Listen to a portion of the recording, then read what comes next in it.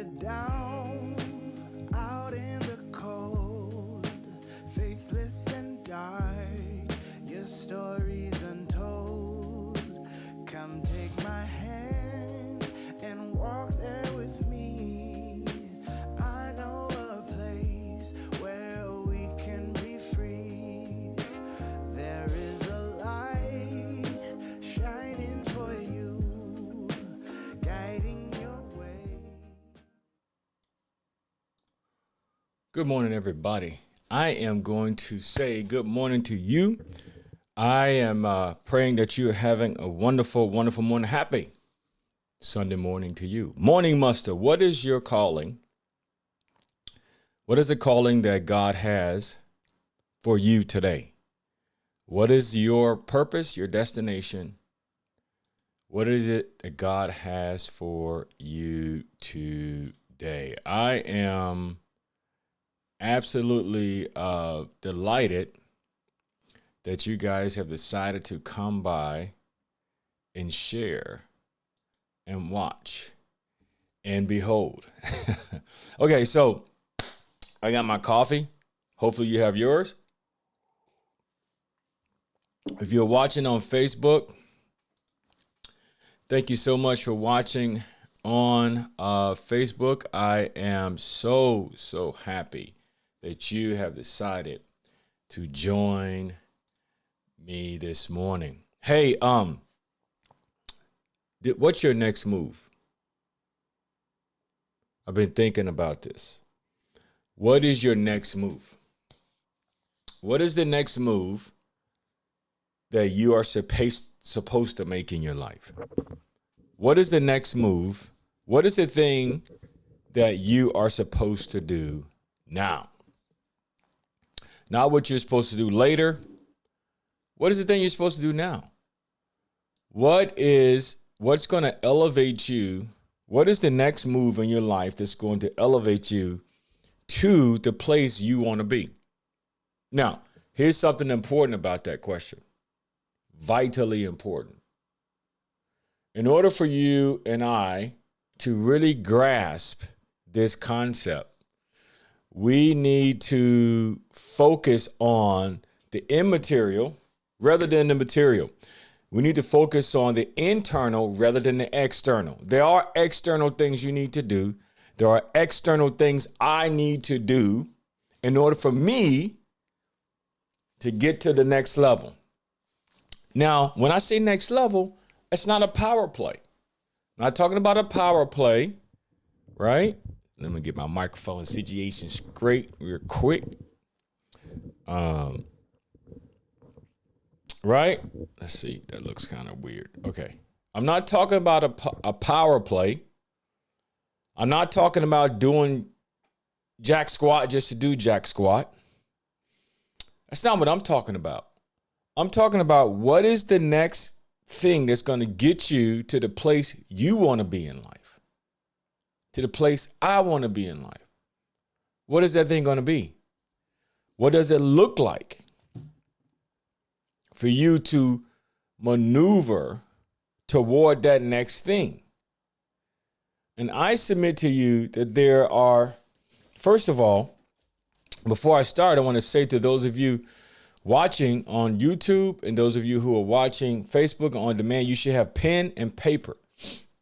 Why? Because you never know that I may say something or I may be directed to say something that will have a powerful impact on your life, or at very least, it may give you a different perspective about something that you never thought about before. So that's important. Right? That matters. So once again, here's what I want you to grab from this, right? Because we all got places we want to be. We all got things that we want to do, and we may not be at those places, or we may not be involved in the things that we want to do right now. We may not be, right? And the fact that we're not there, it can cause problems for us. It can cause us to make decisions that are unhealthy, that don't push us toward our purpose, or have people in our lives that don't push us toward our purpose, or have experiences in our life that are not pushing us toward our purpose. Right? We'll find ourselves in circumstances where we don't need to be, right? They are antithetical to where we're trying to go, where we want to go. And that is non-beneficial. It doesn't help us. And my goal is to help you. So if you want to get to the place you want to go, there are some things you must do. And I am absolutely convinced that the more you focus on these things, I'm just going to take it one step at a time. But there's 4 things. There's mindset, heart set, health set, soul set. Mindset, health set, heart set, soul set, right? Here's a quote that came from a book called The 5 a.m. Club. And it says this: you want to win. If you want to win, you need to focus, simplify, and concentrate. If you want to win, whatever that means for you, winning means different things for different people. Winning means different things for different people. It doesn't mean the same thing for everyone else. So what is it? What is your win? What causes you? What will it take to make you win? Right? If I was to use a story in the Bible, what did it take for Jesus to win? Have you guys ever thought about that? That Jesus needed a win?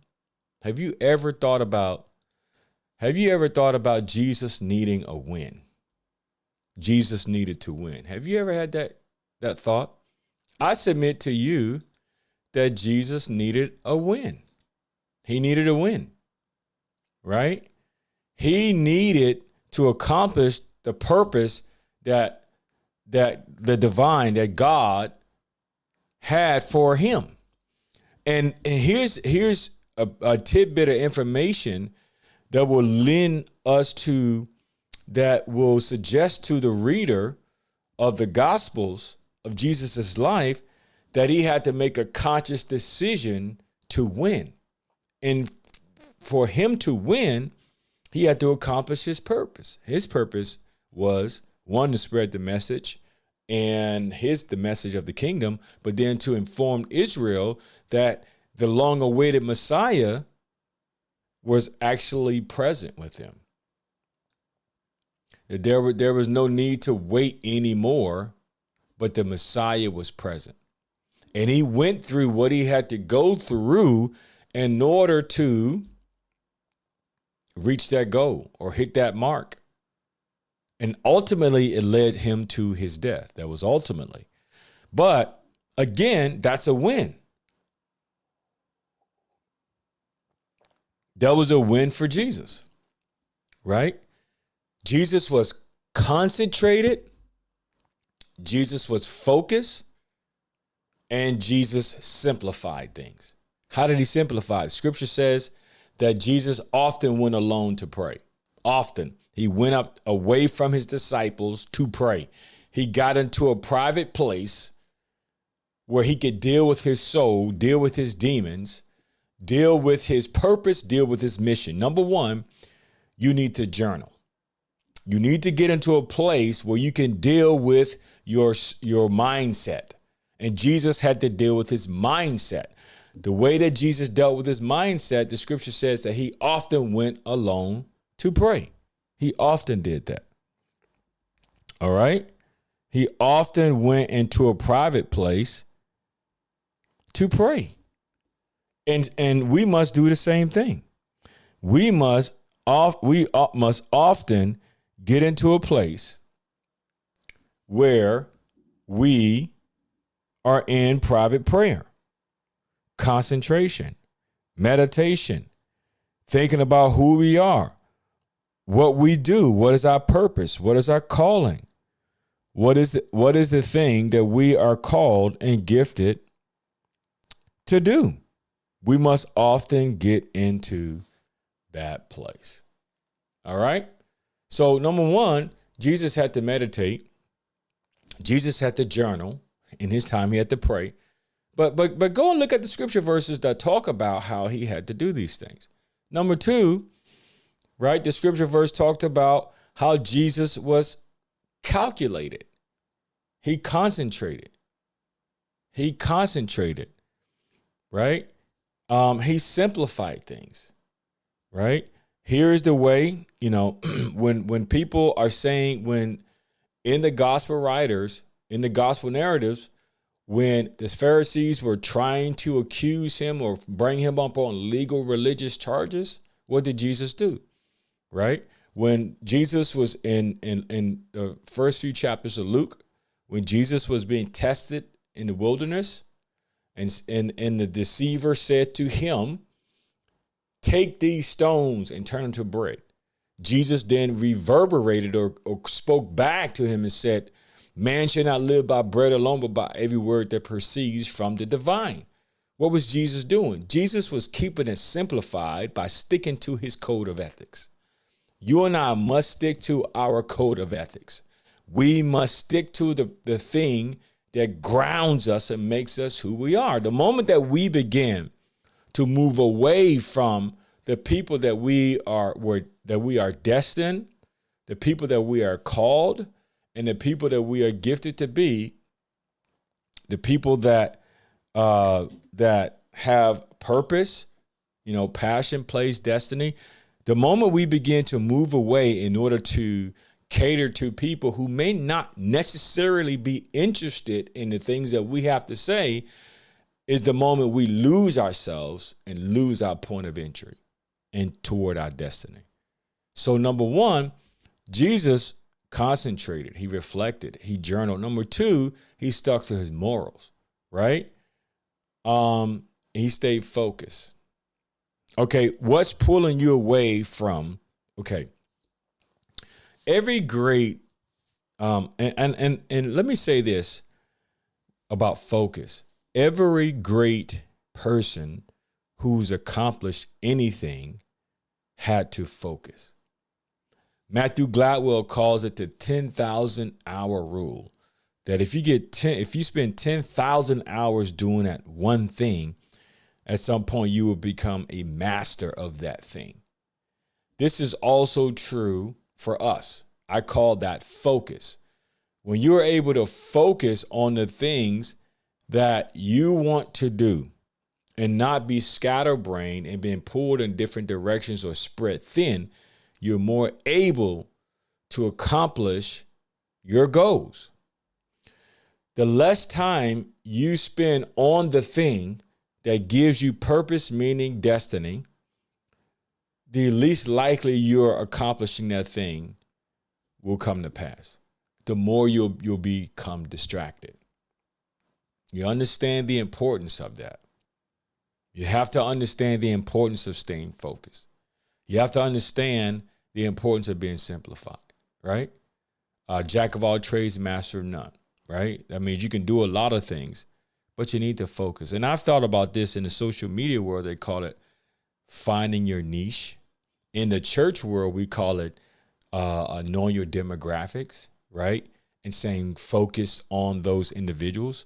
I remember serving at one church in Dallas, Texas. Was a great, great church. It is a great church, sorry. And I always wondered why the leadership of that church, the senior leadership, only met primarily with church members. Like they were really, really big on church membership. And I think the reason they made church membership their focus is because these were the people who were serving. They were the people who were giving. They were people who were vested time and energy. They were stakeholders in that religious organization. So I began to understand the importance of what they were trying to communicate, right? Because in a large organization like that particular church, you got people coming and going. You got people making promises and not following through, and people say they're going to do things, but they never do it.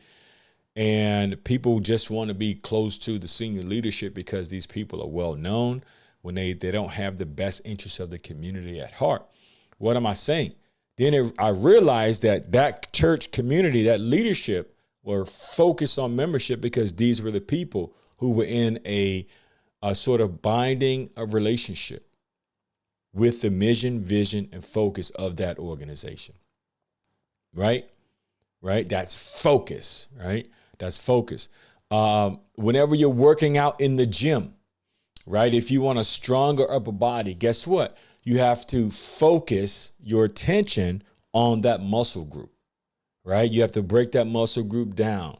You have to break down that muscle so that it can rebuild itself, but you have to attack that muscle, right? With the correct amount of tension, time and attention in order for that muscle to grow. That's focus, right? In relationship, if you want your relationship, if you want your marriage to be better, then there are certain things you have to focus on in order for that to happen. Communication being a vital part of that, right? So the more you focus, the more likely you are to accomplish that goal, right? That's important. If you don't focus, you can't accomplish that goal, right? You got it? So once again, I want to make sure we're all on the same page, okay? This is our next move. One, we have to work on our mindset, heart set, health set, soul set. That's a lot of words, but essentially what I'm saying to it, if you want to win, you have to focus.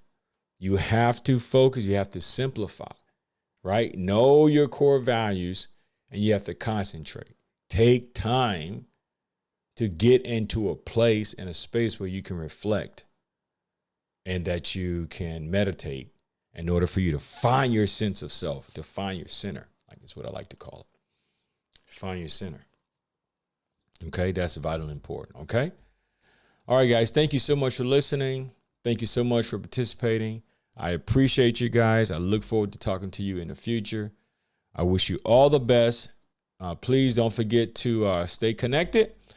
And look forward to chit chat with you guys next week. All right. Peace. Talk to you soon. Bye-bye.